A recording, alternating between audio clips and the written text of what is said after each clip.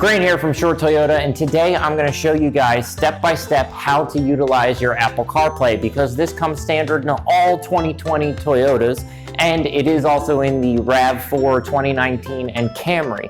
We're going to hop inside this limited 4Runner and get started. This is Apple, so it is a very intuitive, easy process. But there are two technical things that need to be pointed out before we get started.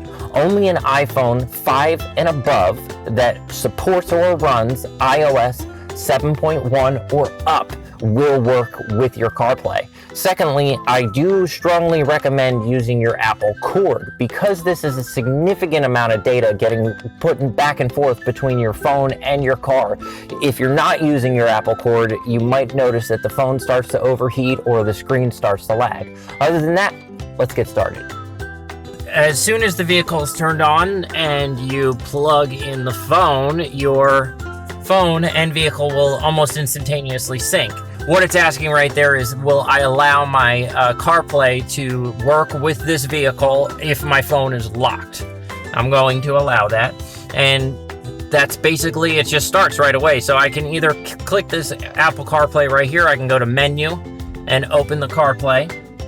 And here are all my apps already loaded on that are compatible with CarPlay. So if I had music on this phone, it would open up and I could look at my playlist, my radio and everything.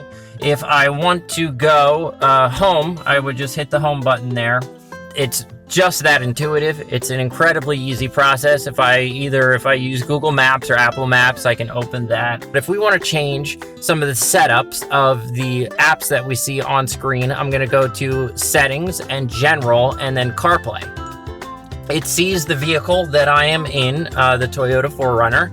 And right here on this screen, it's showing me screen 1 and screen 2. So I can move Amazon Music over. I can make Google, if I hold my finger down and drag it up, it will reflect on screen. Say if I want to bring Waze over onto the main screen, just like your regular iPhone, you would just click, hold, and drag, and it instantaneously reflects what happens on screen. So what I suggest doing is sitting down, parking your vehicle, turning it on, and opening up every single one of these applications. Because when I open it, Pandora here, you'll see it's going to ask some questions for basic setup.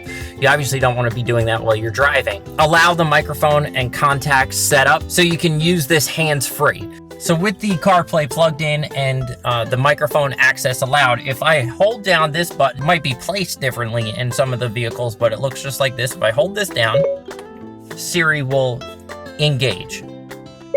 Siri, open Waze. And I can enter in the destination. I can go home if I've set that up properly. It's a very easy to use, intuitive app.